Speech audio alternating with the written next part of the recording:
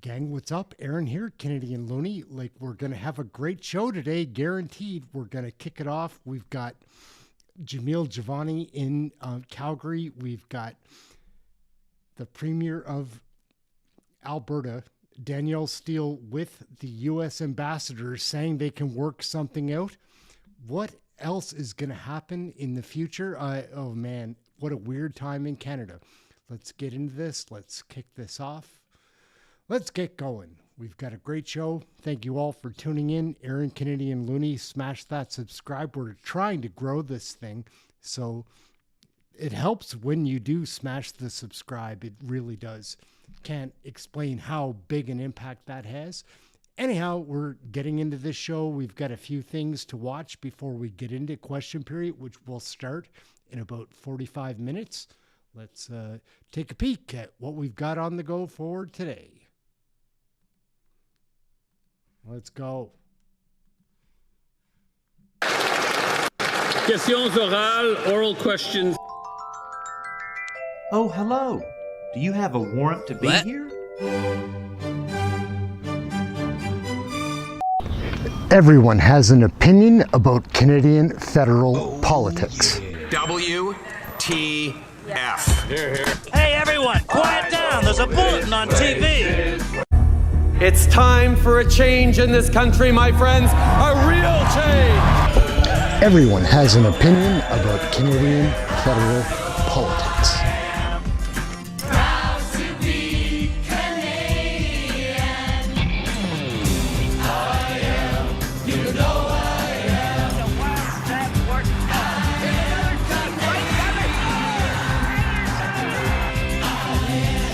You know I am. I am Canadian. Come on! I love this country where I am. This land is where I make my stand. The bars are crooked through a land. The one we call Canadian. Canadians.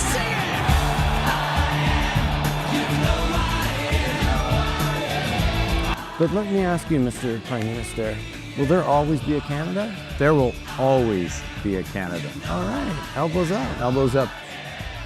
Hey gang, what's up? Just Aaron right here, Canadian Looney. We have issues in Canada, right? Unless you're completely head in the sand, be aware of this. Oh, yeah.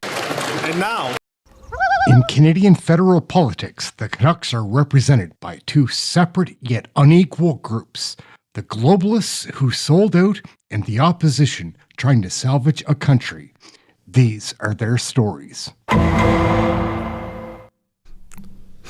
Gang, what's up? Aaron, Canadian Looney. We have one of my favorites to watch here. He'll be one of your favorites too if you listen. This guy is tuned in, Javanni. He's a newly elected MP. He got in there just before the last election.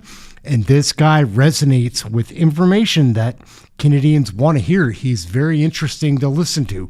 Let's take a look and a listen. Javanni, man, he will be somebody that you'll want to follow. Check this guy out. Maybe he'll be Prime Minister someday.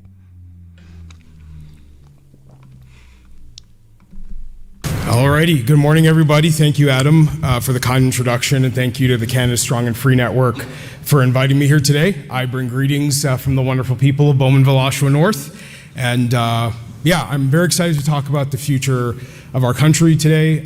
We'll be joined on stage by Derek shortly, but I do want to share some thoughts on the future of conservative politics in our country. This is a topic I've spent a lot of time thinking about long before I became an MP.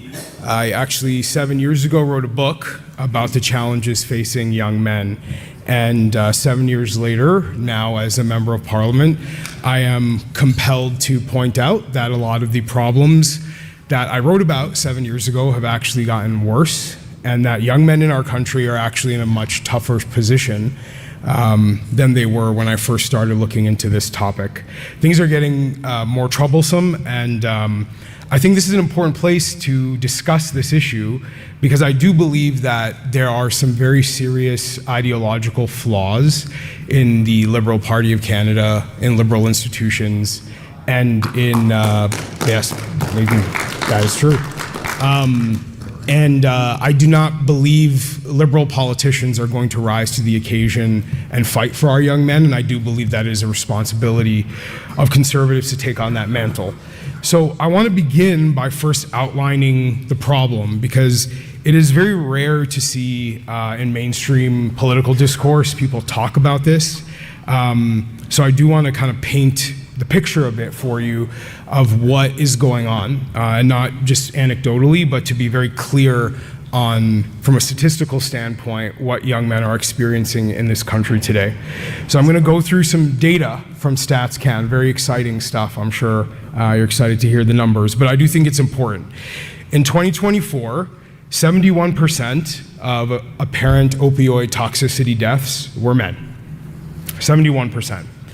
Among older teens who committed suicide, 70% were boys, and that's according to the SFU Children's Policy Center.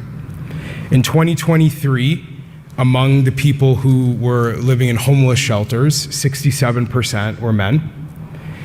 Since 2016, the homicide rate where men and boys are victims has gone up 20%. The most recent unemployment statistics from May of this year showed that the unemployment rate among young men was 22%, which is the highest in well over 10 years. And nationally, prior to COVID, about 14% of boys were dropping out of high school and not graduating.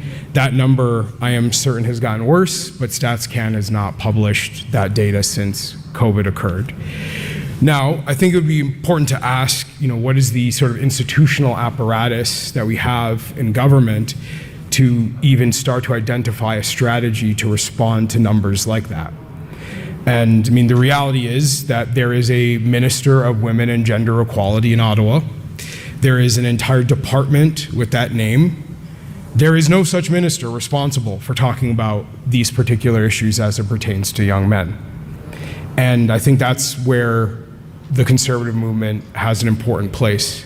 And I'd like to clarify, because as a person who sort of had these conversations in the public square before, I know that people can sometimes get quite uncomfortable when you start to talk about young men as a distinct group with distinct needs and challenges. I encountered this same discomfort when I first wrote my book 7 years ago, but I have no intention of downplaying any problems, real issues that young women face. I have no intention of downplaying any of the challenges that all people face.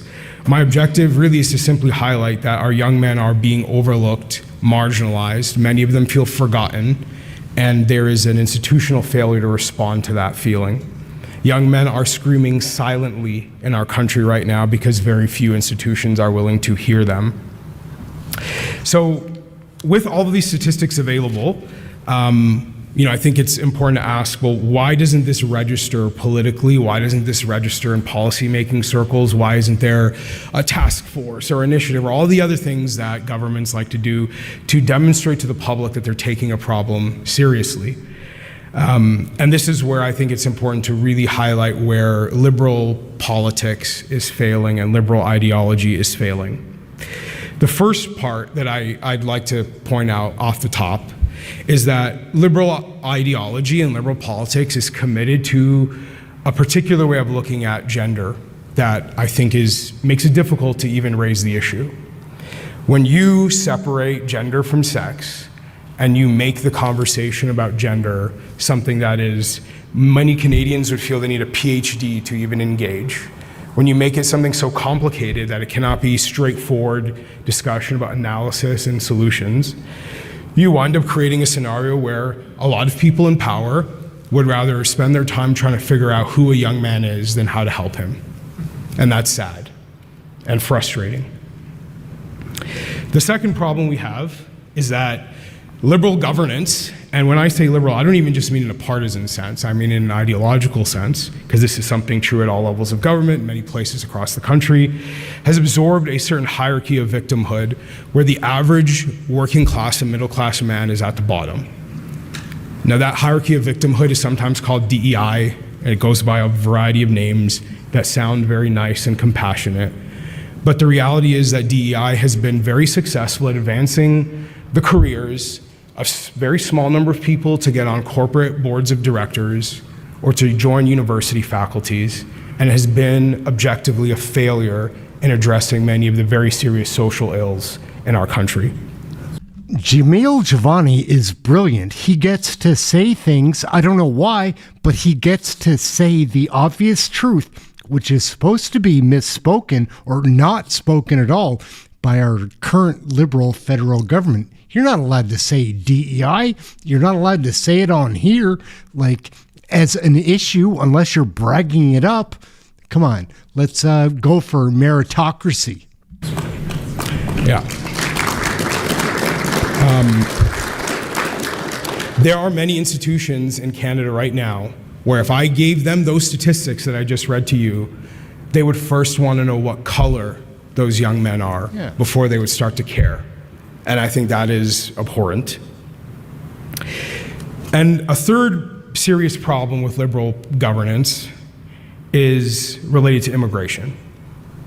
So we have embraced in this country, through 10 years of liberals running the federal government, an economic and immigration philosophy that devalues young men in the labor force.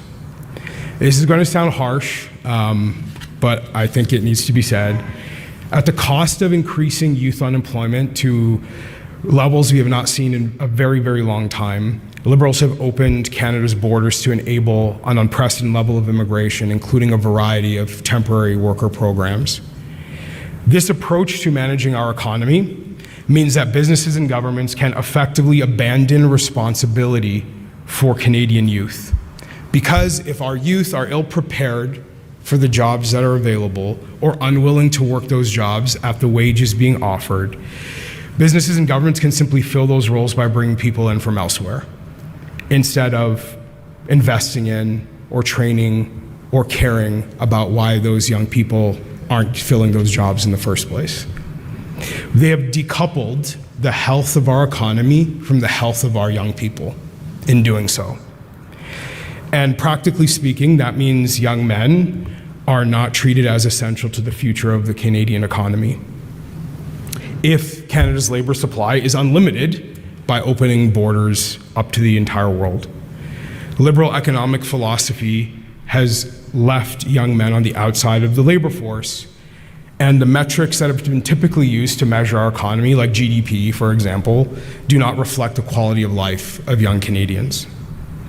This is really important to emphasize, I believe, because I think in a healthy society, it would be one where you care about the future of where your country is going, and that you're actively measuring your success as a government or as stewards of an economy based on how young people are being prepared for the future. But basic things like home ownership statistics, for example, make it obvious that young people are struggling to get ahead. And there's very little sense of urgency around this.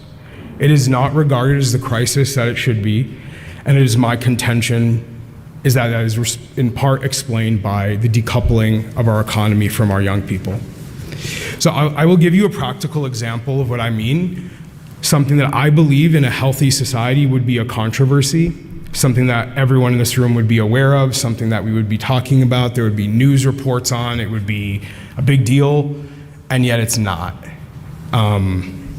So in my home province of Ontario, I know the Premier of Ontario was here a couple months ago for Stampede, and I'm sure he didn't talk to you about any of this stuff or anything serious. He'd think he came here to eat your pancakes, probably. But good one. Doug Ford is funding a special program at George Brown College to train 50 students to become building code officials. Sounds like an okay idea. The program is free, which is code for taxpayers are paying for it. But it is, and I'm going to quote, only available to newcomers or immigrants with a background or education in construction, engineering, or other related fields. Now, when I say that this is the kind of thing that should be a controversy, what I mean is that when you're in an environment where 22% of young Canadian men don't have jobs, and you are funding training programs that deliberately exclude them from getting an opportunity. It should be outrageous. It should be outrageous to do this generally, but certainly with those unemployment numbers happening at the same time. And at an institutional level, nobody really seems to care about this. It's not offensive the way that I think it should be.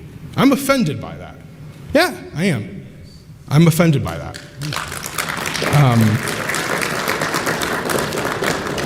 For Doug Ford and politicians like him, like the Carney Liberals, for example, this is normal, right? It's a normal course of business. The alarm that I'm trying to ring about young men is an alarm they could have and should have heard long ago, but they are just frankly not concerned. They would rather, pour a bottle of Crown Royal on the ground, so the media will call them a patriot. But there's a substantive difference in what we think patriotism means, right? Like, I believe that patriotism is caring for the young people of this country and putting their needs at the forefront. They don't.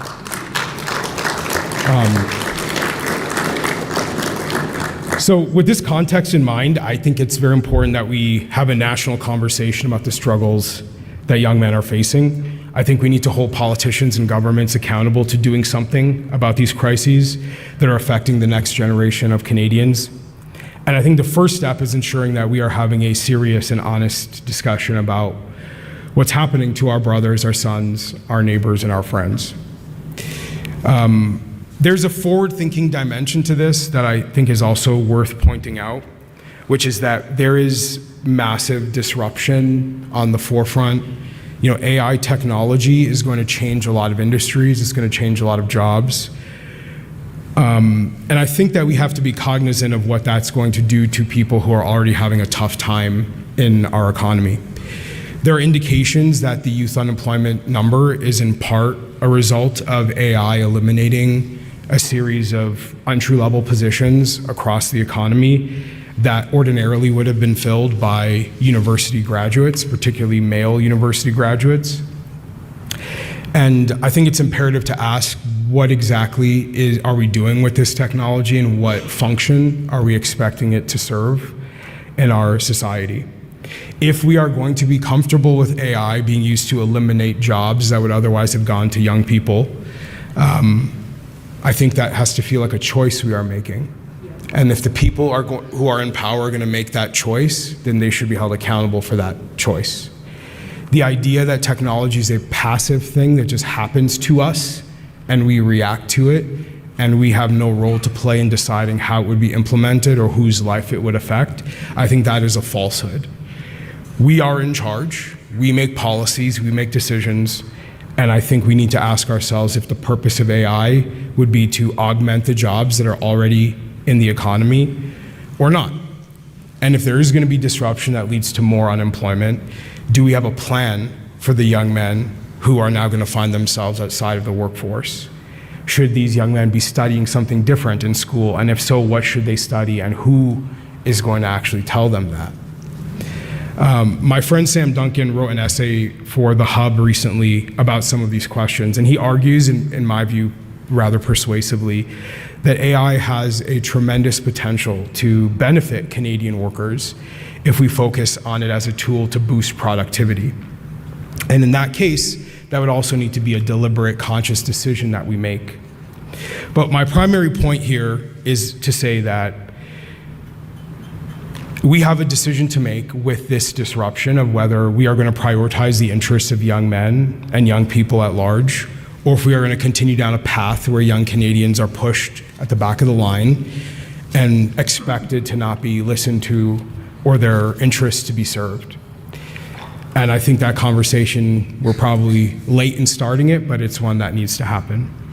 So I'll close today because I do want to welcome Derek to the stage. But I will close by just wanting to kind of leave on a point of optimism. I believe optimism is a requirement. One of my biggest concerns, and I wrote about this 7 years ago, is that in response to what I've described to you today, young men are going to take note of how slow our institutions are to react, how little their experiences are being reflected in what they're seeing around them, and they are going to opt to simply check out. My worry is that many young men will feel hopeless to make the effort to get ahead, that they will play video games instead of studying or working. They will watch porn instead of starting a family. They will become increasingly isolated, and the world will never get to know how amazing they could be.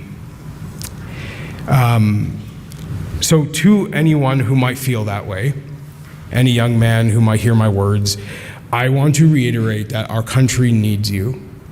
The future of our country depends on you taking control of your future, living up to your potential.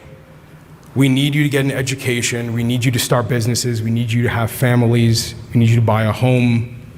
You are the hustlers and the strivers, the dreamers and the builders who have always shaped Canada and will continue to do so. And I am a member of Parliament precisely because I believe in you. I believe in the young people of this country, and I believe they are worth investing in, they are worth prioritizing, and they are worth empowering.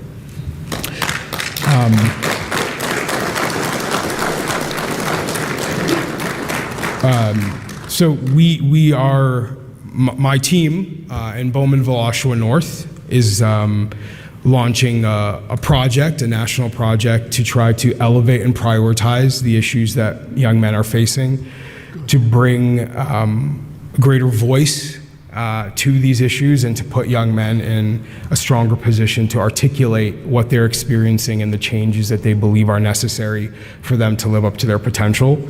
I invite anyone who wants to be part of that conversation to work with us, to support us, to try to change the lack of responsiveness among our institutions today to these problems, to help us with this undertaking, and visit our new website, restorethenorth.ca. Thank you very much.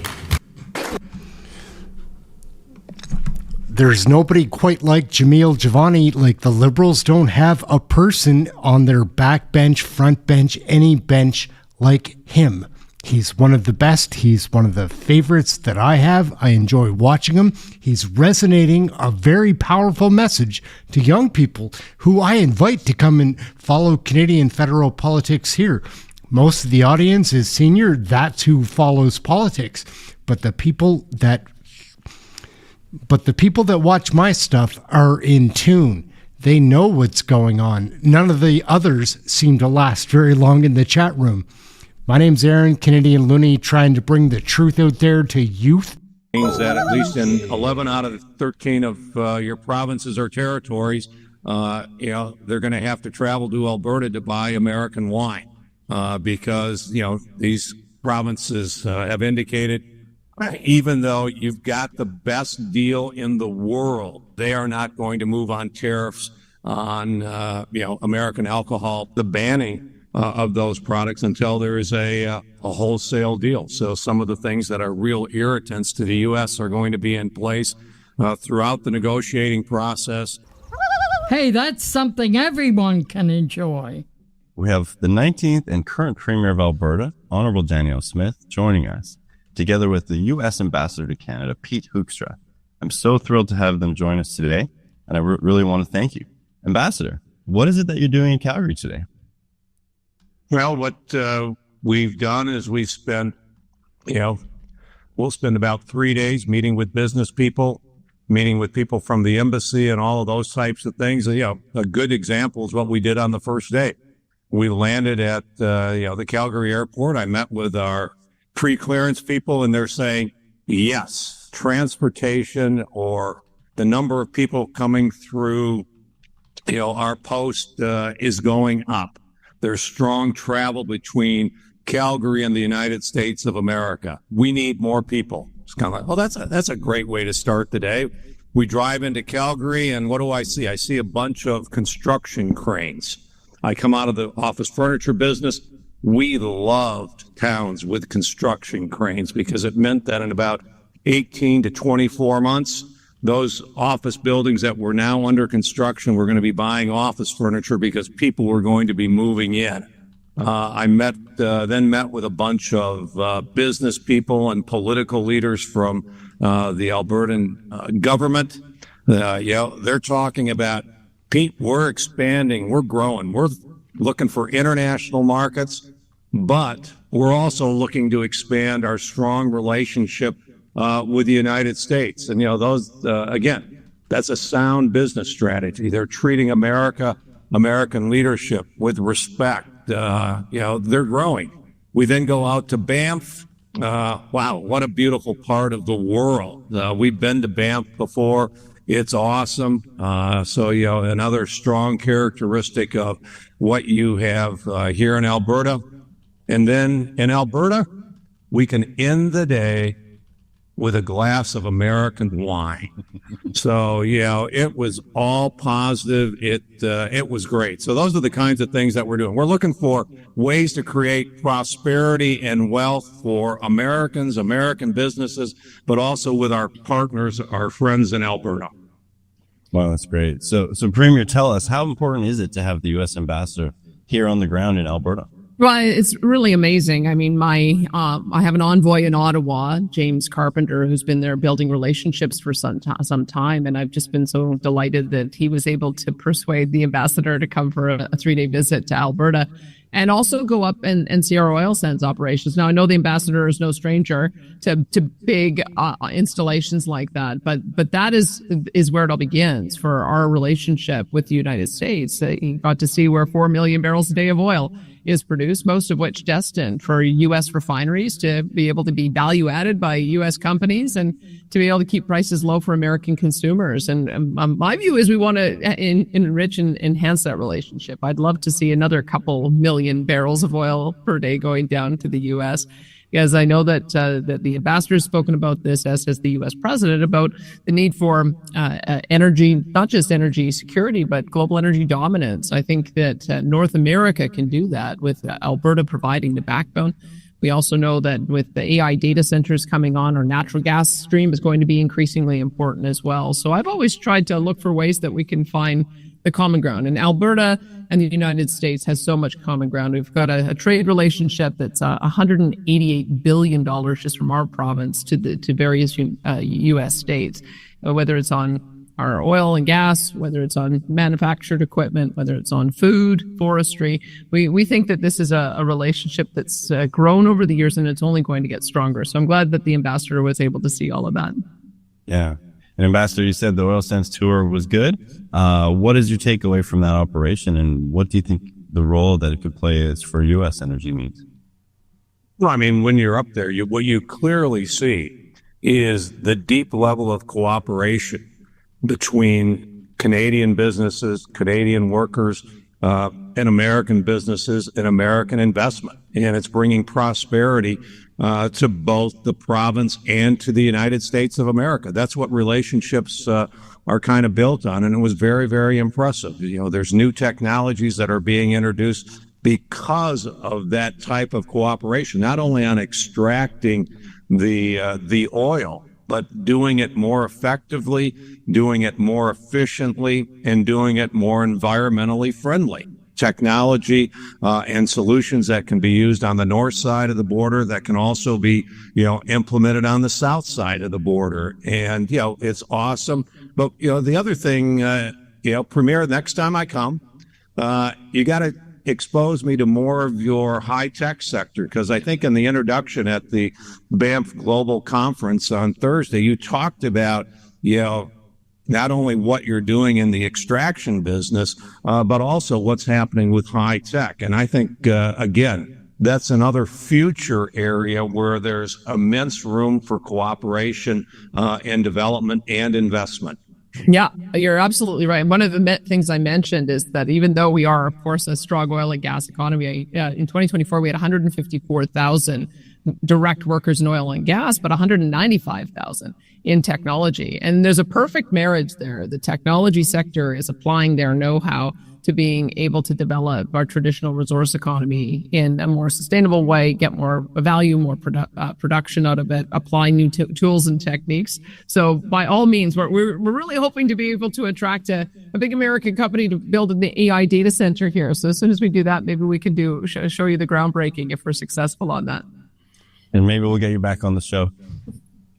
Yeah. So Ambassador, I want to get to trade and tariffs and CUSMA and all that. But before we do that, I was actually hoping to talk to you a little bit about Premier Smith. So in this, second Trump administration era, the premier's approach to U.S. diplomacy has been a little bit different than the other provinces and the other premiers. Some critics say she might be a little too comfortable down in Mar-a-Lago or in Washington. Just wonder if you could speak to that. How has Premier Smith's approach to diplomacy been working, and what do you have to say about that? Well, I mean, I came out of the political world as well, being a congressman for 18 years. At that point in time, I'm representing about 700,000 people.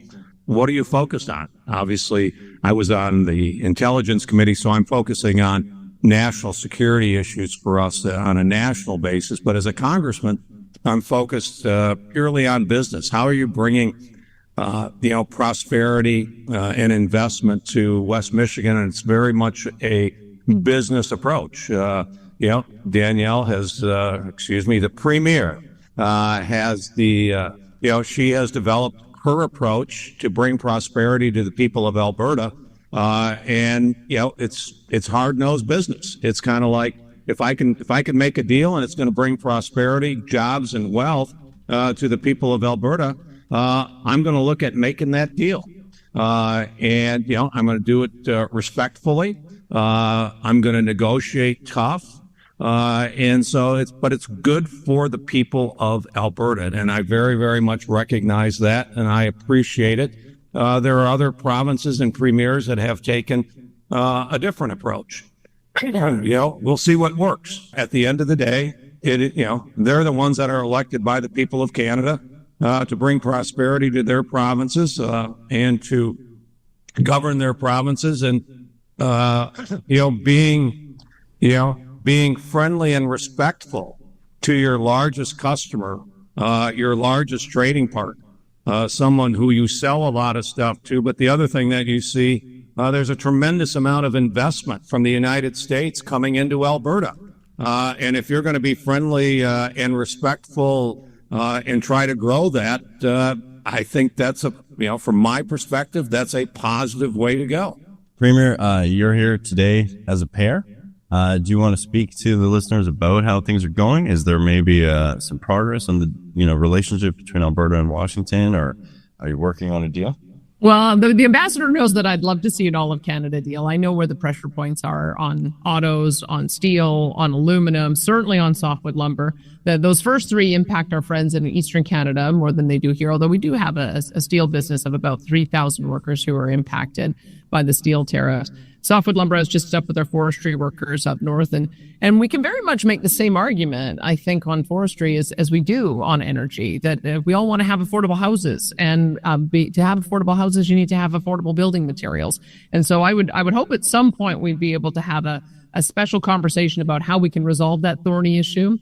It didn't start with this administration. It goes all the way back to 2015. But I think that there's a need for a reset on discussing how we get to the finish line on figuring out a trade relationship that's going to be sustainable on that. But look, I mean, here's the reality. The U.S. president implemented tariffs in a way that gave CUSMA compliant or USMCA compliant goods. He honored the trade agreement, and that has really benefited Alberta. We only had 3% of our total production that is subject to tariffs. And so when you look at around the world, having a 97% tariff-free relationship with the United States of America, the biggest economy in the world, is a pretty good deal.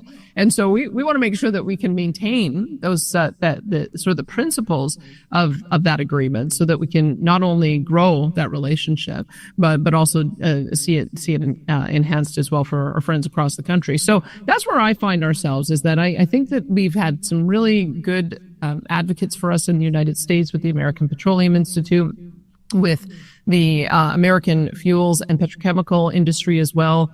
Many of those recipients of Alberta oil understand that in some cases they're getting 100% of the product from us, and their refineries are tooled specifically to receive our particular brand of heavy oil.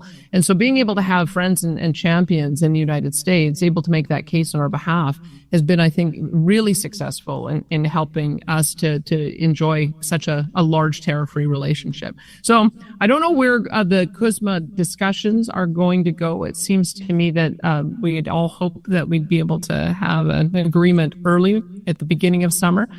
I'm now hearing more like 9 to 10 months.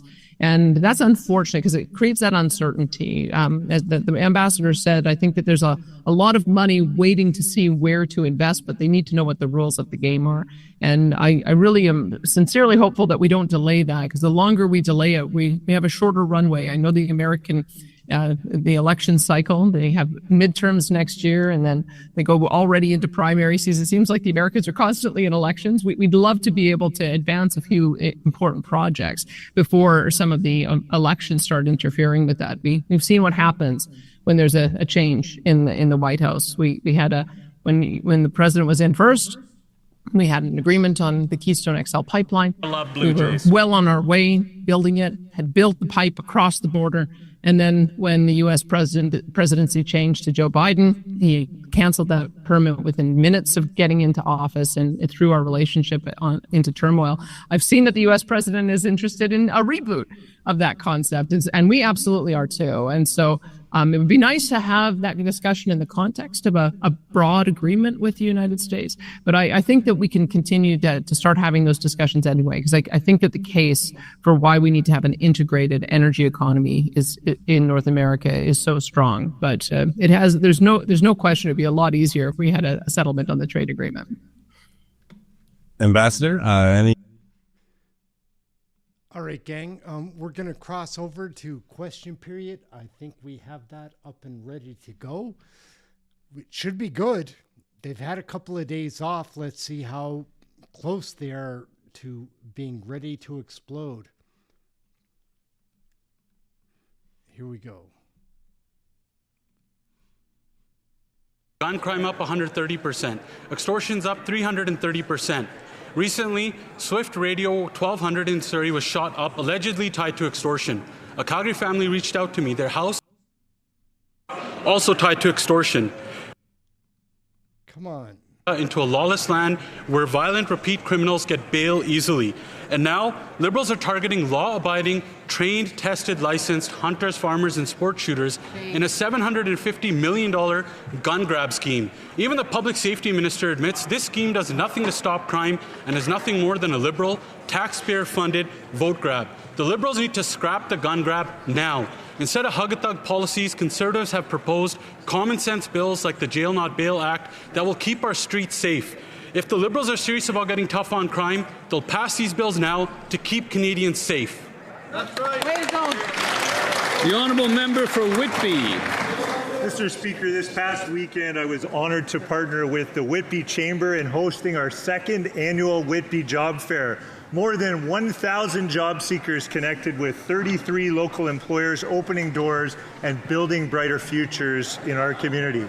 Thank you to the Whitby Chamber of Commerce, Carrie-Ann Large and Gizem Wiesel for their help in making this event a success. It was a pleasure engaging with employers like the Canadian Armed Forces and the Canada Border Services Agency, which offer fulfilling careers in service of all Canadians. Our new government is creating jobs, supporting workers and driving growth with transformational projects like Ontario Power Generation's Darlington Nuclear Project, which will bring 1,600 new jobs to Durham Region. The Whitby Job Fair exemplifies our commitment to supporting Canadian workers and industries by helping them expand opportunities they need to step boldly into the future. That's how you build Canada strong, Mr. Speaker. The honourable member for Calgary-Midnapore. This week, Imperial Oil announced it will lay off 20% of its workforce and relocate its headquarters out of Calgary. The Stampede City gets the shaft again.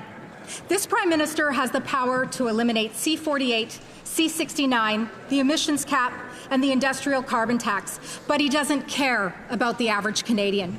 He doesn't have to tell his family. He doesn't know how they will pay the mortgage or put groceries on the table.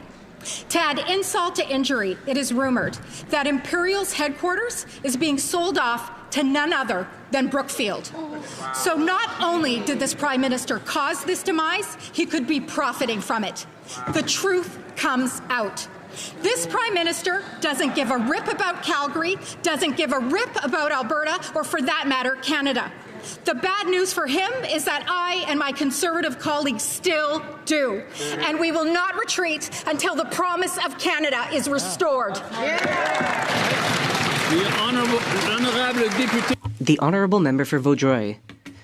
Mr. Speaker, I proudly rise today to mark the 40th anniversary of the La Moisson Women's Centre, an organization in my riding that provides invaluable support to women in our community, regardless of their age or their situation. For 4 decades, thanks to their extraordinary team, this centre has been much more than just a place of shelter. It is a place of solidarity, education, and personal development. Workshops, community activities, mentorship programs, all of this contributes to the well-being of our community of Vaudreuil. So it is with great respect and much enthusiasm that we celebrate 40 years of the La Moisson Women's Centre. May the coming years bring success for all those who walk through its doors. Thank you, Mr. Speaker. The Honourable Member for Fort McMurray, Cold Lake. Breast cancer is the most common cancer in Canadian women, and 1 in 8 women will develop breast cancer during their lifetime, impacting more than just patients, but also their family, friends, and communities.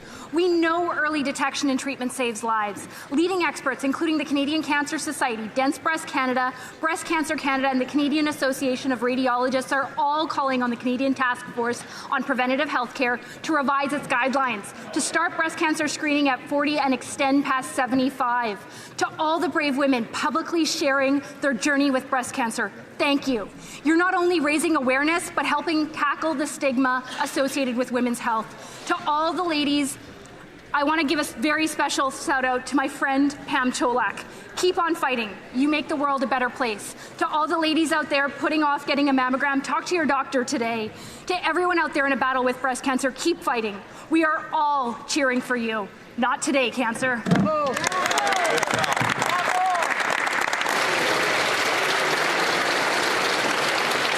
L'Honorable.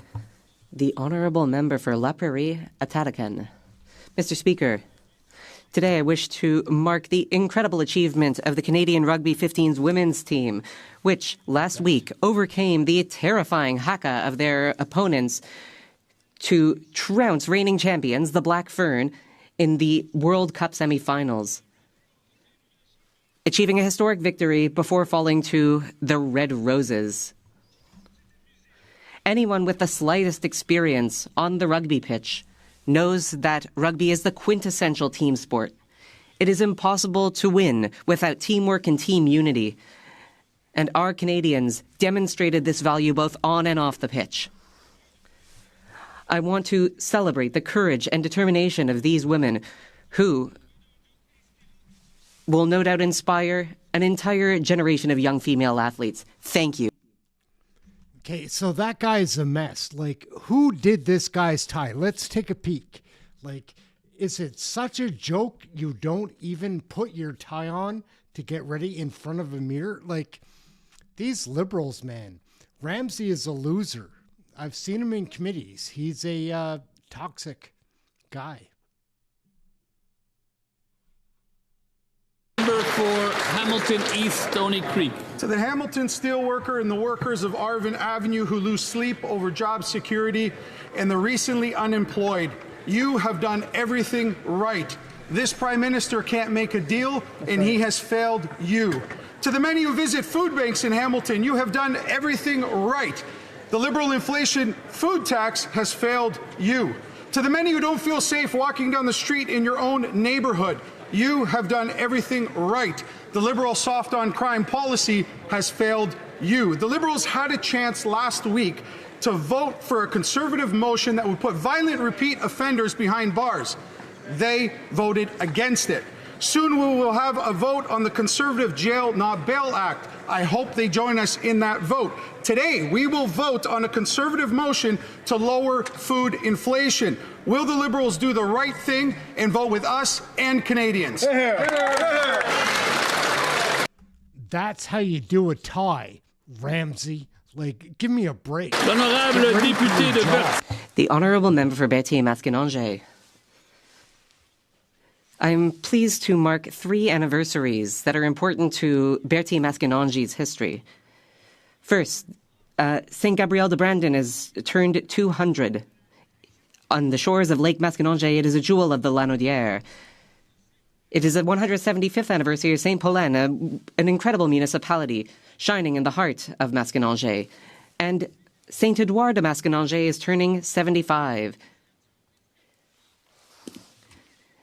Our bodies of water, forests, and agriculture are visible in all three of these municipalities. These milestones remind us that every village, every generation have shaped our region.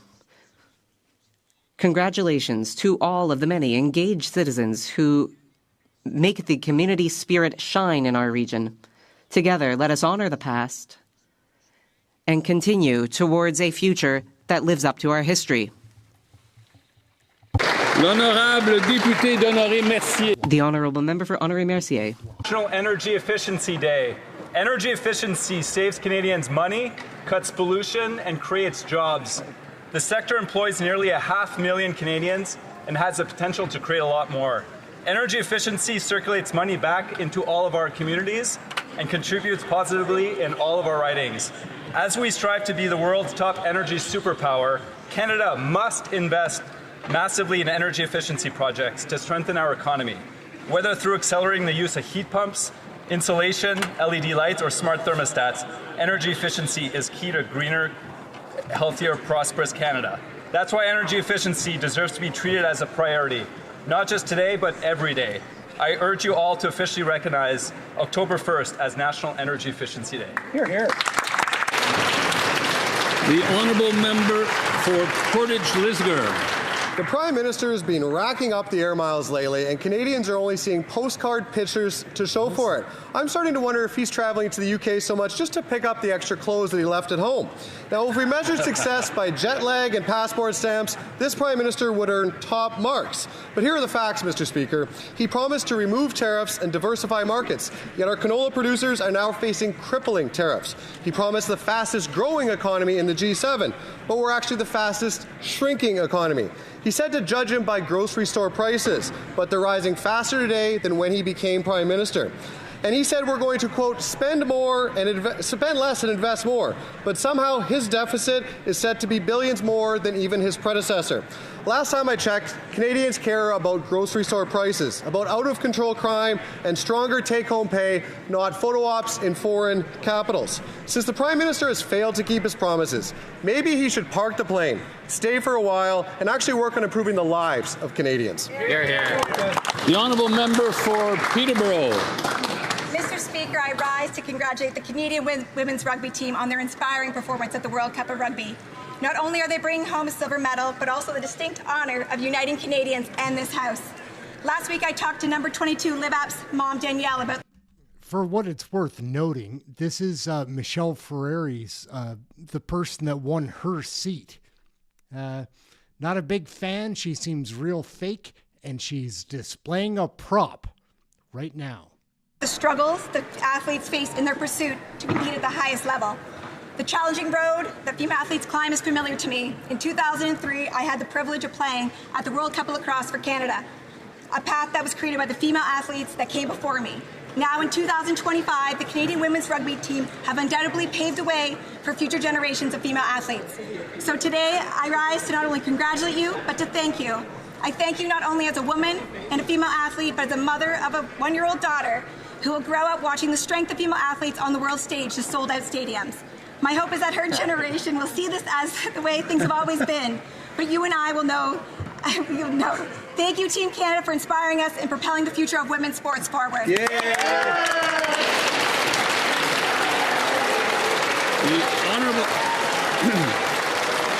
The Honourable Member for Thornhill. For once in this place, we can all agree on something. Congratulations to the 2025 Toronto Blue Jays on clinching the division. They stand tall, champions of the American League. Clinching the division isn't just baseball. It's a public service. Now the rest of Canada can stop doing playoff math like deranged accountants in the most stressful reality show there is. To the Jays, you've rocked the dome. You've made this country proud. You've given us permission to believe that this is our year. On behalf of Canadians from coast to coast to coast, best of luck in the playoffs. May the bullpen stay steady and the bats stay hot, because this year we want it all. Fly all the way south to the World Series, boys. October is for the birds. Yeah.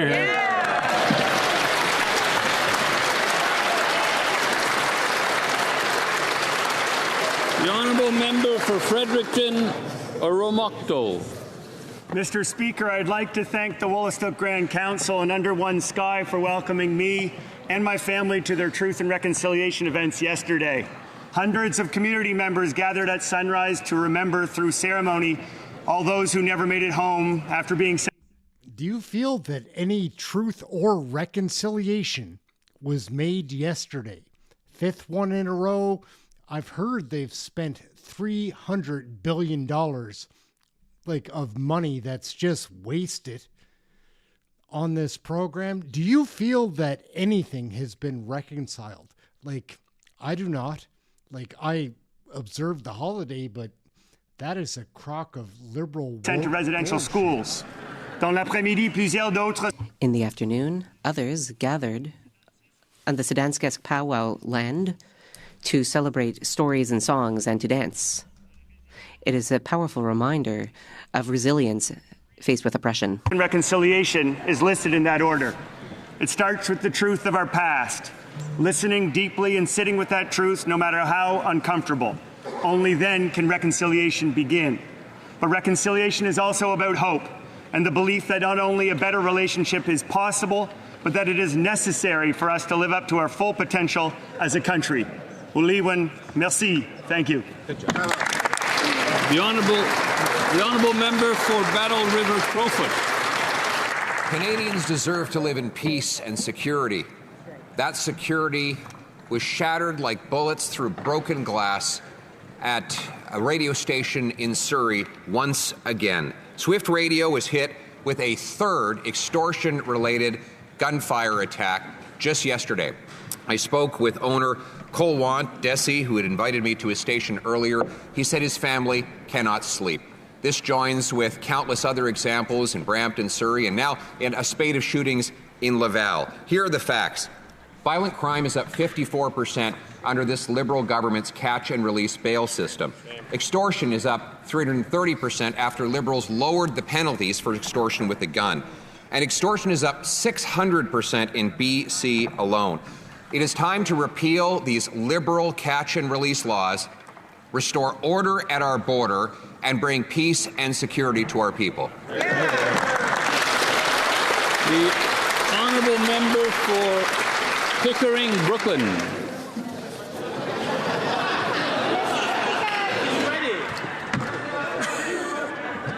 Just a moment. I didn't catch that, but I'll ask the honourable member for order, please, colleagues. We still have one statement left. The honourable member for Pickering, Brooklyn. Mr. Speaker, I rise to draw attention to a deeply troubling development. The second phase of excavation at the Chamonix mass graves in Sri Lanka concluded on September the 6th, uncovering the remains of 240 men, women, and mostly children. According to Amnesty International, Sri Lanka has one of the highest number of enforced disappearances in the world, with estimates of up to 100,000 over the decade. Each of these cases represents a profound loss for families still seeking answers. As the UN Committee on Enforced Disappearances reviews Sri Lanka's record, I call on this House to remember the disappeared, to stand with the families, and to honor the dignity of those whose lives were taken. Thank you, Mr. Speaker. Oral questions, questions orales. The honourable leader of the opposition. I don't see Carney. After the Prime Minister broke his promise to, quote, negotiate a win with the Americans by July 21st, lumber tariffs have more than doubled. and job losses are piling up. Cap Paper is potentially laying off 300 workers in Northern Ontario. That's on top of 800 workers who are losing their jobs at Imperial Oil. TransCanada and Enbridge are building more in the United States as their headquarters move south after the Prime Minister broke his promise to build, baby, build. Doesn't the Prime Minister realize that when he doesn't do his job, Canadians lose theirs? The Right Honourable Prime Minister. Couldn't see him. Mr. Speaker, our sympathies are with the families of the workers at Imperial Oil. Our actions are with the workers and the management of Cap Paper, who are having meetings with the Minister of Industry, a variety of other government officials today to work. Our support is foursquare behind Algoma Steel, with $400 million between the federal government and the province of Ontario to build Canada strong. The Honourable Leader of the Opposition. Since he took office, 86,000 more Canadians are unemployed. We have the second highest unemployment in the G7. This is all the result of out-of-control government spending and taxes. Every dollar the Prime Minister spends comes out of the pockets of Canadians. And now the Parliamentary Budget Officer rates his deficits as, quote, very alarming, stupefying, shocking, unsustainable. If you don't change, this is done. Something is going to break. We are at the edge of a cliff. Those are the words of the Parliamentary Budget Officer. When will he stop his out-of-control spending? When he's over the edge of the cliff? Right Honourable Prime Minister. Mr. Speaker, there's a little thing called cause and effect. And the cause that the Leader of the Opposition is missing is the U.S. tariffs. The U.S. tariffs that are hitting steel, the U.S. tariffs that are hitting lumber, the U.S. tariffs that are hitting our auto sector. That's why we need to build this country strong. That's why we're getting spending under control. That's why we're going to spend less to invest more. I believe in this country, Mr. Speaker. Come join us. Did he just confess to being a failure? Because he said he came in elbows up, I'm going to negotiate Trump, I'm going to beat him down, but now he's admitting that he lost. It seems like a confession to me. Mark Carney's The Honourable Leader of the Opposition. Spend less? Deficit spending is up almost 100% since this Prime Minister took office. And as for investment, it has fallen. In fact, $50 billion of net investment has left since he took office. And yet he repeats the same promises the Liberals have been making for a decade. They said their deficits would lead to more investment. Since they took office, investment is down by 10%, the worst investment record in the G7. In fact, with $600 billion more debt under this government, investment has fallen. How much more debt would they have to add on the backs of Canadians to reverse this disastrous result? The Right Honourable Prime Minister. Mr. Speaker, once again, it's time for a little fiscal lesson for the Leader of the Opposition. Okay, let's hear the lesson. Strongest credit rating in the world, AAA, S&P, and Moody's. Lowest deficit in the G7. Lowest debt level in the G7. Lowest net debt to GDP in the G7. Biggest potential in the G7. This side of the House believes in Canada. Come join us. Come join us, he says. The Leader of the Opposition. Mr. Speaker, I know that sometimes it gets heated in this place, and recently I said that this Prime Minister was just as irresponsible with money as Justin Trudeau, and I now realize that that was unfair to Justin Trudeau. In reality, he has increased the deficit by almost 70% above what Justin Trudeau left behind. And now the Parliamentary Budget Officer describes this Prime Minister's deficits as alarming, stupefying, unstable, unsustainable. If you don't change, this is done, and something is going to break. How is it even possible for this Prime Minister to be more fiscally incompetent than the drama teacher? The Right Honourable Prime Minister. But he believes you. I can't imagine, Mr. Speaker, I can't imagine why it gets heated in the House with language like that. Yeah, exactly. The former Prime Minister. This government is conducting a comprehensive spending review. This government is building houses. This government is building projects in the national interest. This government is building Canada strong. Come join us. Well done. Come join us. The Honourable Leader of the Opposition. Mais ça vient d'une vraie... Mr. Speaker, coming from a real economic expert, the Parliamentary Budget Officer has said that this Prime Minister's deficits are very alarming, stupefying, shocking, unsustainable. If you don't change something, this is done. Something is going to break here. Canada isn't over the cliff yet, but it's looking out over the cliff. Mr. Speaker, every dollar being spent by this Prime Minister is coming out of Canadians' pockets. Will he finally recognize that Canadians can no longer pay the bill for his incompetence? The Right Honourable Prime Minister. Mr. Speaker, Canada has the strongest economic record in the G7. Canada has some of the lowest long-term interest rates in the G7, lower than the American rate. On this side of the House, we have a great deal of ambition. We will build Canada strong. Honourable Leader of the Opposition. Mr. Speaker, the Prime Minister promised the Canadians would be able to judge him by their experience at the grocery store. Well, that experience is what is now being called struggle meals, where Canadians are now sharing tips on how they can scrounge together meals that are often of lower nutritional value because that's all they can afford. Food price inflation has accelerated to almost double the Bank of Canada's target, rising 50% faster in Canada than in the United States since this Prime Minister took office, promising the reverse. Will he finally axe the Liberal taxes on groceries so that Canadians can afford to eat? The Right Honourable Prime Minister. Monsieur le Président, il n'y a pas... Mr. Speaker, he's a there is no jackass. GST on groceries. Number two, we cut the carbon tax. There's no carbon tax. There's no carbon tax on farms. There's no carbon tax on grocery stores. There is no carbon tax. No, there's not. On anything under 50 kilotons. Monsieur le Président, but we see the big picture. We know that real wages have been growing every single month since I became Prime Minister. Well done. L'honorable député de Belleuil-Chambly. The Honourable Member for Belleuil-Chambly. Mr. Speaker, the government has just interfered in an already very complex negotiation within Canada Post.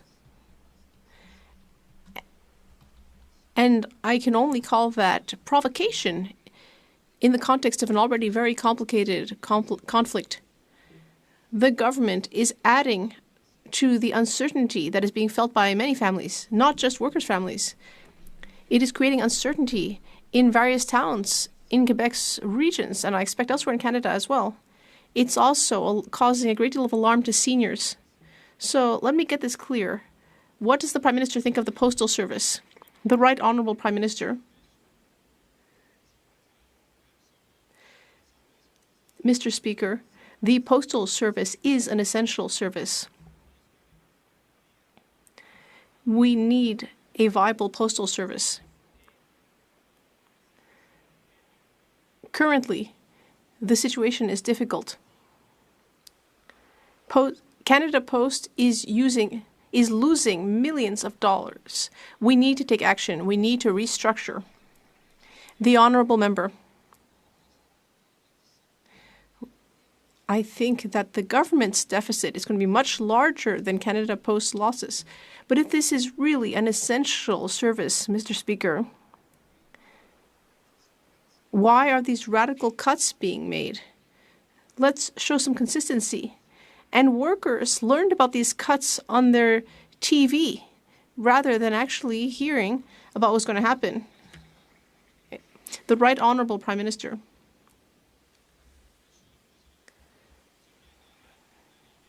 Mr. Speaker, I have just arrived here as Prime Minister.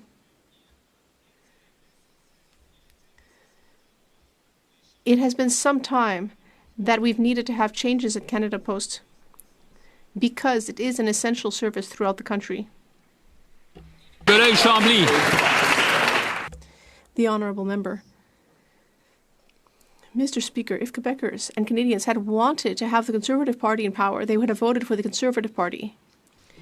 The Liberals' fiscal and climate and oil strategies are basically conservative strategies. Same thing with these austerity strategies. Will the Prime Minister put an end to his wrong-headed strategy and instead bring in serious experts to reform a postal service that does, in fact, need reform? The Right Honourable Prime Minister. Mr. Speaker, it is Canada Post's and the union's responsibility to find a solution between themselves. But in this context,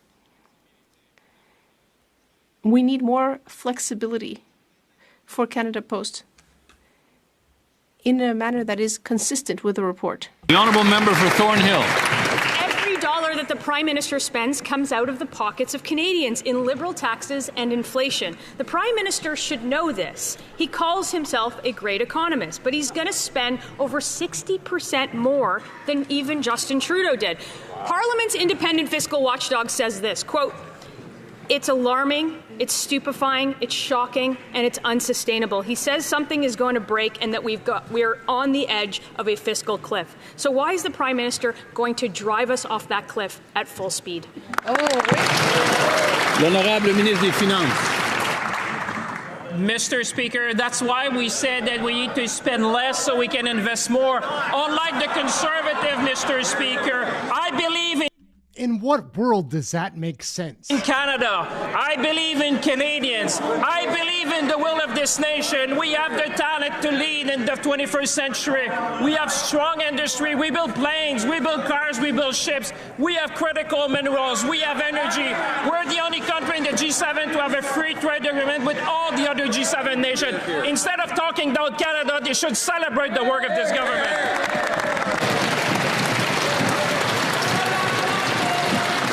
The Honourable Member for Thornhill. Mr. Speaker, it is this Liberal that in 2015 promised that massive deficits were investments. But it was all a bait and switch because investment collapsed while debt went through the roof. But instead of sobering up from the debt binge that they've been on, the Liberals are just going to keep spending more money in a forever hangover. That means higher taxes and higher inflation for every Canadian. The first step in fighting addiction is admitting you have a problem. So when will the minister stand up and finally admit that his reckless spending is sending us over the cliff? L'Honorable Ministre des Finances. Mr. Speaker, same old Conservatives, Mr. Speaker, same old slogan, Mr. Speaker. She might have missed that we cut taxes for 22 million Canadians, Mr. Speaker. She might want to talk to people in her riding and across the nation. The first thing that this government did was to tackle affordability. You know why, Mr. Speaker? Because that's what Canadians told us. They also told us to build homes. That's why we created Canada Homes, Mr. Speaker. They told us to build the most resilient economy. That's what we're going to do. We're going to build the most resilient economy in the G7. We're going to be strong. We're the North. The Honourable Member for Calgary-Midnapore. The Liberals assured us in 2015 that running massive deficits was an investment. A decade later, we all know that it was just a bait and switch. The reality is that despite consistent efforts to falsely stimulate the economy, investment in Canada has collapsed. 10 years of Liberal broken promises. Debt up equals investment down. We know that this budget will have a massive deficit, but does the Prime Minister really expect Canadians to believe that doubling down will change the results? The Honourable Minister of Natural Resources. Mr. Speaker, we're retooling the Canadian economy by advancing national projects of interest. We're making Canada the strongest economy in the G7. That means shortening project reviews to 2 years and removing duplication while maintaining the environmental standards and are working with Indigenous peoples. Mr. Speaker, we are making Canada stronger. It would be great if they would support us. The Honourable Member for Calgary-Midnapore. Another Liberal bait and switch. The Prime Minister promised to cap spending, yet he's on track to double Trudeau's deficits. He promised to make Canada the strongest growing economy in the G7, yet we have the worst economic performance in the group. He promised to create jobs, but in reality, 86,000 Canadians have lost their jobs since this Prime Minister took office. So when will the Prime Minister tell Canadians that the plan to grow our economy was just a scheme to get elected? The Honourable Minister of Natural Resources. Mr. Speaker, on Friday I was just out in Vancouver celebrating the launch of LNG to be sent across to our allies. 75,000 Canadians worked on that project, Mr. Speaker. Last week we approved with the province of British Columbia the Silissum LNG facility, which will be as big again. Mr. Speaker, we are building Canada strong. Honourable Member for Northumberland Clark. Every dollar the Prime Minister spends comes out of the pockets of hard-working Canadian workers, families and seniors. Justin Trudeau promised that deficit spending would be an investment. The result, the debt went up, the investment went down. That gave Canada the worst economic record in the G7 and the worst inflation in 40 years.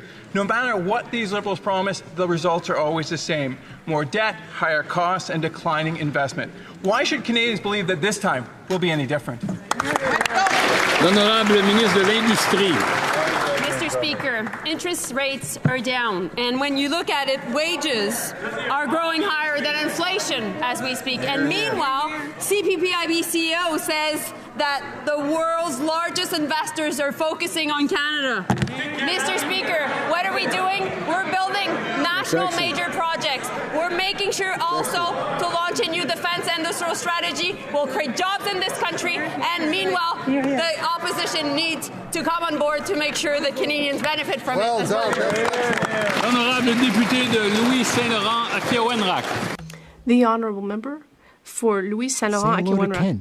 Say hi to Ken. Mr. Speaker, every Thank you, dollar Ken. spent by this Much Prime appreciated. Minister comes directly out of Canadians' pockets. And the Parliamentary Budget Officer has called these Liberal deficits, and I quote, very alarming, stupefying, shocking, unsustainable. If you don't change something, this is done. Those are not my words, it's the PBO. Mr. Speaker, does the Prime Minister realize that he is driving Canada directly off a cliff? The Honourable Minister of Industry. Well, economists don't agree with what my colleague is saying, because currently interest rates are going down and wages are going up compared to inflation. We are attracting capital from throughout the world, and we're going to do that through national interest projects like the Contrecoeur Port in Montreal or the Northern Quebec Rail Line that will bring everything to the port of Saguenay. We are working on these major projects. We will build more housing, and we will also create an industrial defense strategy. The Honourable Member. Mr. Speaker, these were not my words. They were the words of the Parliamentary Budget Officer. In addition, the Prime Minister promised to cap government spending. But the PBO has confirmed that this is just another broken Liberal promise. Trudeau's deficits are about to double. Unbelievable. Once again, the PBO said that something has to break here. He has told us that we are very near the edge of the cliff. Could the Prime Minister rise and recognize that he is once again bringing Canada into a situation where it will be crushed by unsustainable deficits? The Honourable Minister of Finance. Mr. Speaker, the Prime Minister, Mr. Speaker, is actually driving the country towards prosperity. We need to invest more and ensure that Canada is able to prosper. We have talent throughout this country. We can build cars, ships, planes. We have critical minerals. We have abundant energy. And we are the only country in the G7 to have a free trade agreement with all countries in the G7. On the other side of the House, they should be celebrating this Prime Minister's achievements. We will make Canada the strongest country in the G7. The Honourable Member for Laurentides-Labelle. Mr. Speaker, this government has caused the postal crisis. It announced its Canada Post reform without telling workers, who had to learn it in the news. They learned about it in the news, and now nobody's getting their mail. Some people are not able to get their paychecks or have to go elsewhere to get them. Businesses are having to improvise to deliver packages, and Quebec is concerned that people won't get their ballot to vote in the municipal elections. All because the minister improvised and didn't consult anyone. What was the minister really expecting? The Honourable Minister for Government Transformation. I'd like to thank my colleague for the question, but I'd like to set things straight. This conflict has been going on for 20 months. The union was on strike. In 2024, I wasn't yet the minister, and so when she says that we did not have any consultations, well, what we're doing is actually bringing in the recommendations of the report that looked at Canada Post finances. We are bringing in sensible strategies to ensure that while Canada Post is losing millions of dollars every day, we cannot wait any longer. The Honourable Member for Laurentides-Labelle. Mr. Speaker, the federal government is the one that caused this postal crisis. I have a great example. Passports. People waiting for passports that won't arrive in time will have to go into Service Canada and in some cases pay hundreds of dollars to get their passport. And Service Canada is actually under the same department as the Postal Service. Clearly, it didn't even occur to Service Canada to try to fix this, and no one asked people what should be done before turning things upside down at Canada Post. Why are Quebecers once again having to pay for Liberal incompetence?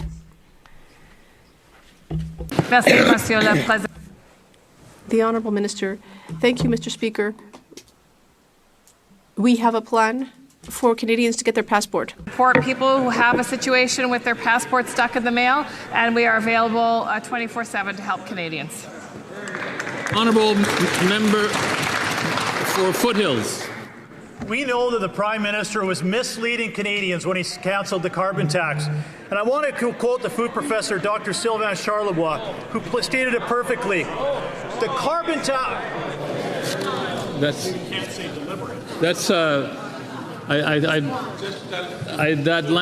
ask the member to start over without that particular language. I mean, inadvertently, but not. I wouldn't suggest that the honourable member is intentionally doing something like that. Mr. Speaker, we know the Prime Minister was doing a classic Liberal bait and switch when he told Canadians he cancelled the carbon tax. And I want to quote the food professor, Dr. Sylvain Charlebois, who put it perfectly. The carbon tax was not eliminated. Only the consumer portion was reduced to zero. The industrial carbon tax remains in place and has actually increased since April 1st. We argued numerous times that the carbon tax across the supply chains is undermining the competitiveness of our agri-food sector. Why is the Prime Minister pulling a bait and switch and taxing farmers and the food Canadians rely on? The Honourable Minister of Natural Resources. Mr. Speaker, the industrial carbon price is essential to our credibility as a responsible energy supplier and key to gaining market access as we diversify our exports. It's driving over $57 billion of investment enabling carbon capture projects like the Pathways Project and reinforcing Canada's leadership as a low-emission LNG producer. Mr. Speaker, this is the right thing to do. The Honourable Member for Foothills. Well, I'd like to give the Prime Minister some facts. The fact is, food prices have increased nearly 40% since these Liberals were elected 10 years ago. I saw it at the grocery store this weekend. Pork shoulder was up 37%. My coffee was up 25%. A little package of lunch meat was almost $10. The Prime Minister said he would be judged by food prices. Food Banks Canada has now said a quarter of Canadians are struggling to put food on the table. That should never be the reality in this country. Will the Prime Minister do the right thing, support the Conservative motion, and scrap his taxes on farmers and the food Canadians rely on? The Honourable Minister of Jobs and Families. Mr. Speaker, Canadians are well aware of who has their backs, and that's why they chose this Liberal government in the last election, because over the last 10 years, they've watched Conservatives vote against all of their interests, Mr. Speaker, whether it was for programs for kids, programs for seniors, training for tradespeople, investments in agriculture. These Conservatives vote against it. I hope by the nature of that question, though, that they won't vote against the tax cut for 22 million Canadians. That's how they help Canadians, by standing with them. The honourable member for Long Range Mountain. Mr. Speaker, every dollar that this Prime Minister spends comes out of the pockets of Canadians in higher Liberal taxes and inflation. Let's start with the grocery aisle. The Prime Minister promised he would be judged by Canadians' experience at the grocery store. And since he took office, food prices have been rising 50% faster than the U.S. Greta from Trout River, a widow, has reached out saying prices on everything have gone through the roof. She can't afford to eat, Mr. Speaker. Will the Liberal Prime Minister stop taxing groceries so Canadians can afford to put food on their table? The Honourable Secretary of State for Financial Institutions. Mr. Speaker, while the Conservative leader was busy trying to get the only job he ever had back, 3 months ago today, we cut taxes for 22 million Canadians, and we're not stopping there. We're going to cut spending on government operations so we can invest more in nation-building projects, in housing, in infrastructure, and in defence. We'll create tens of thousands of good-paying jobs. Mr. Speaker, I ask the Conservatives to cut the rhetoric and get on board. Thank you. Honourable member for Long Range Mountain. Mr. Speaker, the real truth is the Prime Minister's been on this job for half a year and grocery prices have already become more unaffordable. Right. The so-called struggle meals like Hamburger Helper and Kraft Dinner are trending as Canadians struggle with the high price of food, all because of things like the food packaging taxes and the industrial carbon tax. Canadians are judging the Prime Minister.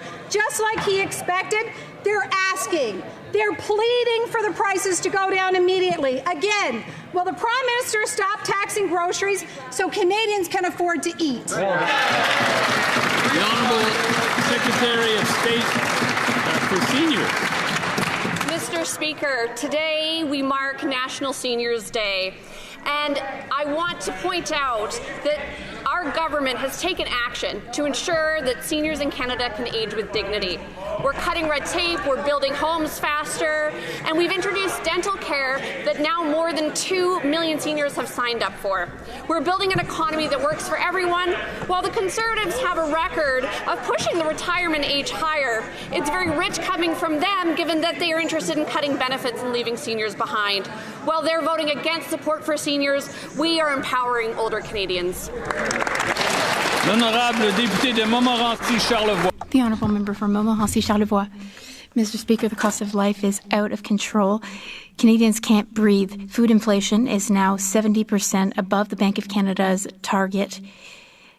Families are paying hundreds of dollars each year to feed themselves and buy essential products like coffee and meat. Coffee prices are up in the past few months, and that's an industry that supports workers throughout the country. Does the Prime Minister realize that every dollar he spends recklessly fuels inflation and drives up the cost of living? The Honourable Secretary of State for Children and Youth. Thank you, Mr. Speaker. We are determined to grow our economy to be the strongest one in the G7. We will increase supports to Canadians which help them. We are investing in childcare, in dental care, and in school food programs. All of that brings down the cost of living for families. It also helps Canada because it allows women to participate in the labour market more so that their families can make ends meet. Thank you, Mr. Speaker. Today is National Seniors Day, an opportunity to recognize the contribution seniors have made to building our communities and our country. Yet, some are still facing delays in processing old age security and Canada Pension Plan applications. Could Secretary of State for Seniors share what steps are being taken to speed up the processing these critical applications? The Honourable Secretary of State for Seniors. So much for the question. Mr. Speaker, first I'd like to take a moment to recognize the tremendous contribution of seniors in this country. They built this country, and we assure them that this government is working hard to deliver the benefits that they deserve. Service Canada is streamlining applications, increasing automation, and improving communication with clients. We have an action plan to improve the speed and quality of service for seniors in this country, and we will implement this plan. For example, the 96% of seniors receiving GIS are now automatically renewed, ensuring continuity of service. This is the kind of work we are doing to ensure seniors are getting the resources that they have worked so hard for. The Honourable Member for Cambridge. Mr. Speaker, the generation that built our prosperity is now being bled dry by the Liberal government's unaffordability crisis. A shocking new report shows that 1/3 of seniors are covering their adult children's basic costs, and 3/4 say it's draining their retirement. After 10 years of Liberal spending, costs rise and hopes slip away. Every dollar the Prime Minister spends comes out of seniors' pockets in Liberal taxes and inflation. Inflation that will further increase with the Prime Minister's plan to double the deficit. How many more seniors will be forced to choose between supporting themselves or supporting their families? Honourable Secretary of State for Seniors. Mr. Speaker, I'm so glad that the Conservatives are showing interest in Canada's seniors. This new government is taking action to empower Canada's seniors, and we are steadfast in our mission to protect the dignity and security of those who built this country through a lifetime of hard work. That's why we are taking action to ensure that low-income seniors receive the guaranteed income supplement. This is a vital support that helps those with little or no income beyond their old age security. We are focused on ensuring that they receive every dollar they are entitled to, because supporting seniors is not just policy, but it's a promise we will always uphold. The Honourable Member for King Vaughan. After a lifetime of hard work raising their families, seniors deserve to enjoy their retirement. But under this Liberal government, that dream is slipping away. Every dollar the Prime Minister spends comes out of the pockets of Canadians in higher Liberal taxes and inflation. A new report shows 1 in 3 grandparents are now supporting their adult children and grandchildren, and 76% say it's cutting into their retirement savings. Mr. Speaker, how much more inflation will this Prime Minister add with his plan to double the deficit? Hear, hear. The Honourable Secretary of State for Seniors. Mr. Speaker, this government is taking action to empower Canada's seniors. While the Conservatives, with their plan, folks wouldn't have been able to retire until 67. I think it's important to point out that on this side of the House, we're ensuring a strong, stable future for our seniors. We have crucial programs that provide more than $1,000 per month to the most financially vulnerable seniors, and we're focused on ensuring that they receive every dollar they're entitled to. We are steadfast in our mission to protect the dignity and seniors of those who built this country, and they... The Honourable Member for Markham Unionville. Mr. Speaker, every dollar the Prime Minister spends comes out of the pockets of Canadians. The higher Liberal taxes and inflation. A new report shows that 1 in 3 seniors are supporting their adult children and their grandchildren. What does this mean? It means that 28% of seniors help their adult children with rent or mortgage payments, up from last year. This should be a concern to everyone. When the Prime Minister doubles the deficit, how much more will grandparents have to pay to house their adult children and grandchildren? The Honourable Government House Leader. Mr. Speaker, today is, of course, National Seniors Day, and I'm proud to wish all seniors a happy day on their day. I'm also not quite a senior yet, but I am old enough to remember when Conservatives voted against increasing the OAS. They voted against increasing the GIS. They voted against all other supports for seniors in the pandemic. They called it inflationary spending, Mr. Speaker. Did it take National Seniors Day for Conservatives to see the light, Mr. Speaker? It's all inflationary spending when you're spending money you don't have. Member for Mégantic-L'Érable-Lotbinière. Mr. Speaker, what is Liberals' 10-year present? A very damning report that came out in the newspaper, which says that 1 in 3 seniors are supporting their adult children and grandchildren. Speaker, 67% of seniors are supporting them with everyday living expenses. That's up 12% from last year. The Liberal government is taking money from Canadians' pockets as a result of their high taxes and inflation.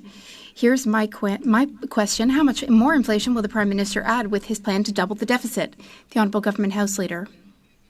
Today is National Seniors Day. We wish seniors a happy Seniors Day. They are the ones who built Canada. I'd like to guarantee to my colleague that we are taking care of seniors.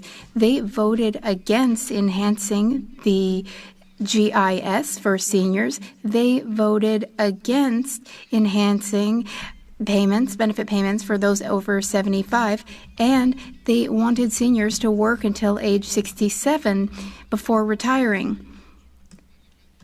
Seniors Day today is a great occasion to remind them of all that. Every dollar this Prime Minister spends comes out of the pockets of Canadians because of higher Liberal taxes and inflation. This Prime Minister said we should judge him based on the prices at the grocery store. Well, let's. Food inflation in Canada is rising 50% faster than in the United States. Food bank usage is at record highs and rising. The St. Thomas Elgin Food Bank will have to feed 30,000 mouths this year, the third straight year of record highs. The Prime Minister said he would turn this economy around because he's this brilliant banker. Why didn't he tell Canadians that on his watch, more than ever would need a food banker? The Honourable Secretary of State for Labour. Mr. Speaker, one of the best ways to combat inflation is to create real opportunities for Canadians. And that's exactly what we're doing. We're going to be building. We're building, Mr. Speaker, building homes, building projects in the national interest with Canadian lumber, Canadian steel, Canadian unionized workers, Mr. Speaker. We are optimistic about Canada's future. Will the Conservatives get on board? The Honourable Member for get on Calgary board. Crowfoot. Come on. Mr. Speaker, the Prime Minister's been caught plagiarizing again. This time, he's copying his protege, Justin Trudeau. Trudeau promised that deficit spending would be an investment. And what happened? When the debt went up, investments in Canada collapsed. Then after COVID, he said he would remake the economy with deficit spending. This gave Canada the worst growth in the G7 and the worst inflation in 40 years. No matter what Liberals promise, debt and costs go up and growth and investments go down. Why would it be different this time? The Honourable Secretary of State for Sport. Thanks very much, Mr. Speaker. You know what helps Canadians? Cutting their taxes for 22 million Canadians, and that's what we did earlier this year, Mr. Speaker. We're supporting affordability measures with actual policies, not just rhetoric in the House of Commons, not with misinformation. Mr. Speaker, time and time again, these Conservatives have stood up in the House to suggest there's taxes on groceries. Canadians know better. They can read their bill. They can go into the bill. They see there's no taxes on coffee beans. There's no taxes on meat. There's no taxes on craft dinner. Mr. Speaker, when are the Conservatives going to show up with some real ideas to support affordability for Canadians? Honourable Member for Calgary Crowfoot. Mr. Speaker, that's not an answer. That's just another Liberal bait and switch. The Prime Minister promised to cap spending. Promise broken. The Prime Minister is going to double Justin Trudeau's deficits. The Prime Minister promised Canada would have the strongest economy in the G7. Promise broken. Canada now has the slowest economic growth in the G7. This tired, old, incompetent government has presided over 10 years of economic and fiscal vandalism. When will they finally rein in their out-of-control inflationary spending? The Honourable Secretary of State for Financial Institutions. Speaker, on April 28th, Canadians made a clear choice between a leader with business and economic experience versus a leader with none. We are laser focused on cutting taxes for 22 million Canadians. We are cutting taxes for first-time homebuyers. Interest rates are low, and we will build homes at a scale not seen since the Second World War. Mr. Speaker, we will build the strongest economy in the G7. I ask the Conservatives to cut the rhetoric. Get on board. Happy birthday, Mr. Pickles. I can't believe you're turning 21 today. Like, what is going to change? Let's take a peek. Honourable Member for Cloverdale, Langley City. The Parliament parliamentary budget officer just pulled the fire alarm. He called our finances, quote, very alarming, stupefying, shocking, and unsustainable. He warned, quote, if we don't change, this is done. Something's going to break. We're standing at the cliff's edge, and for the younger generation especially, this is their future at risk. Every dollar this Prime Minister spends today comes out of Canadian pockets tomorrow in higher taxes and higher inflation. Will the Prime Minister keep marching Canadians toward the cliff off doubling deficits, or will he finally turn back before it's too late? The Honourable Secretary of State for Financial Institutions. Mr. Speaker, I don't know where the Conservatives have been for the last 4 months, but we have crisscrossed the country talking to, consulting, and listening to Canadians. Their message was resoundingly clear. They want us to spend less in government operations, invest more in nation-building projects, strengthen our economy, building the most resilient economy in the G7. Again, please, Conservatives, stop the rhetoric. Join with us. Get on board. Thank you. Get on board. L'honorable député de Richmond-Arthabasca. The Honourable Member for Richmond-Arthabasca. Thank you, Mr. Speaker. The Prime Minister has once again been caught red-handed, copying. Mr. Speaker, he's copying Justin Trudeau. No, Mr. Speaker, just no. The Liberals have chosen Justin Trudeau's top advisor. You know what, Mr. Speaker? This Prime Minister is worse than Justin Trudeau. The parliamentary budget officer was very clear. The current situation cannot go on. Debt has skyrocketed. Investment in Canada is in free fall. We have the slowest growth in the G7. And what's the result of all that? Debt is increasing. Cost of living is increasing. The Prime Minister is following the same recipe with the same ingredients. Does he really think he'll get different results? The Honourable Minister. Mr. Speaker, it's clear that the colleague just took a question his leader gave him in English and translated it into French for us. The answer is very clear, though. Interest has come down. We are working to attract more foreign capital through our major national projects and our international defense strategy. We will ensure that we're creating more jobs everywhere in Canada. The Honourable Member for Argenteuil-La Petite Nation. Mr. Speaker, today is National Seniors Day. On this day, we pay tribute to the invaluable contribution of seniors who built and shaped our country. However, many of them are wondering whether they will be able to continue to age with dignity in their communities. Can the Secretary of State tell us what the government is doing to guarantee seniors the right to affordable housing? L'honorable député. The Honourable Member, the Minister for Employment and Families. I'd like to thank the member for Argenteuil-La Petite Nation for his excellent question. National Seniors Day is an excellent opportunity to thank seniors for everything that they have done for us and for our country. Our government respects seniors. Seniors want to age in dignity in their homes and in their communities where they feel good, where they feel at home. We have over 50,000 seniors, 50,000 housing units set aside for seniors, and a significant amount in the Housing Protection Fund in order to guarantee that seniors have affordable rental units. Mr. Speaker, soft on crime Liberal policy has led to gun crime skyrocketing to 130%. Canadians are being terrorized by violent repeat offenders and gangs, yet these Liberals are focused on harassing law-abiding citizens with a gun grab that cost $750 million. The Public Safety Minister admitted the scheme won't work, but he's going ahead with it anyways.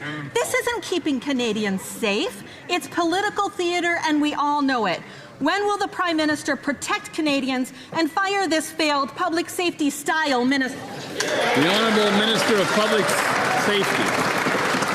Here he goes. Speaker, I'm very pleased to announce that the assault-style firearms compensation program launched this morning in Cape Breton, Nova Scotia. It's a pilot that will be expanded across Canada, Mr. Speaker. I'm also pleased to announce that a number of individuals who are law-abiding gun owners have registered and are looking forward to the compensation that they're going to receive, Mr. Speaker. Canadians are law-abiding people, Mr. Speaker. Gun owners are also law-abiding, and they will be seeking compensation for this program, and we look forward to its implementation. implementation across Canada. The honourable member for Prince George, Peace River, Northern Rockies. Thank you, Mr. Speaker. The Public Safety Minister, while speaking to his tenant on the Liberal gun confiscation program, said, quote, "Don't ask me to explain the logic to you on this," unquote. His tenant, but we're not the problem, unquote. The minister's tenant is 100% correct. Canadians know hunters, sport shooters, and other law-abiding gun owners are not the problem. But under this minister's gun crime is up 130%, with illegal guns being smuggled in through his leaky border. Will this Prime Minister finally fire this minister today for not keeping Canadians safe? The Honourable Secretary of State for Combating Crime. Mr. Speaker, we are fighting crime on all fronts. We are fighting guns at our borders by historic investments. We are in the process of hiring more CBSA and RCMP officers. We have a bill in this House, C2, will help fight criminal organizations and make our borders stronger, Mr. Speaker. But getting assault-style rifles and shotguns out of our communities is also important. We're going to make sure that we do this on all fronts, Mr. Speaker. There are still 19,000 other makes and models available for hunters and sports shooters, and they can use those options. The honourable member for Provencher. Mr. Speaker, loose lips sink ships. In a stunning display of incompetence, the Public Safety Minister has admitted that spending $750 million on a gun grab won't work. This same minister has lost track of 600 foreign national criminals and failed to hire the 1,000 additional border guards. Canadians want a government who can keep them safe. But instead of protecting Canadians, this Prime Minister would rather protect his Public Safety Minister and their flawed ideology. The ship is sinking. Will the Prime Minister fire his Minister of Public Safety? The Honourable Government House Leader. Mr. Speaker, firearm tragedies are obviously a tragedy in this country. We've had another example, sad example of that today. What Canadians have clearly expressed to this government, and indeed all parliamentarians, is that Canada needs to distinguish itself in getting rid of assault-style weapons in our society. This party has always supported measures that would accomplish that objective. That party has always stood up against measures that would accomplish that objective, Mr. Speaker. They need to get serious about guns. The honourable member for Winnipeg South Centre. Mr. Speaker, yesterday I attended a ceremony to honour survivors of a residential school that operated for decades in my riding. Together we unveiled a plaque in multiple Indigenous languages so that in some small way they were able to reclaim what was stolen. The elders and knowledge keepers reminded us that true reconciliation occurs when communities have a seat around the table as decisions are being made. There cannot be any shortcuts around Section 35 rights. Can the Minister of Northern and Arctic Affairs update us on work being undertaken by the government to ensure that nation-building projects are developed alongside Indigenous right holders right from day one? Thank you, Mr. Speaker. Honourable Minister of Northern and Arctic Affairs. Thank you, Member of Parliament Ben Carr. Mr. Speaker,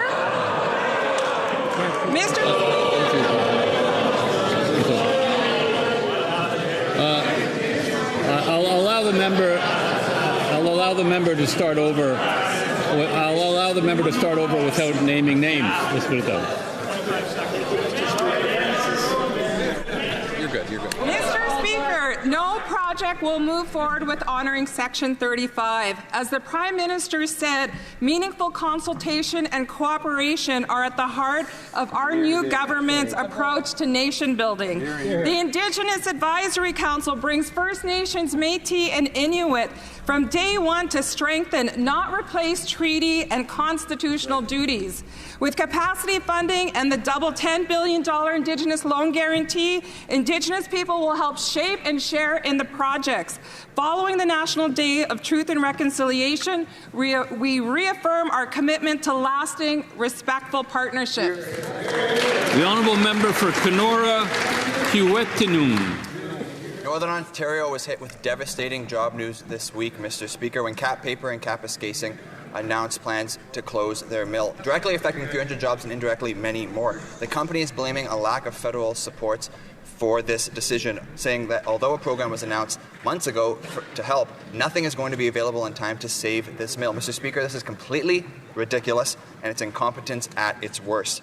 Why have the Liberals broken their promise to these workers by making big, grand announcements and then leaving Northern Ontario abandoned? The Honourable Minister of Industry.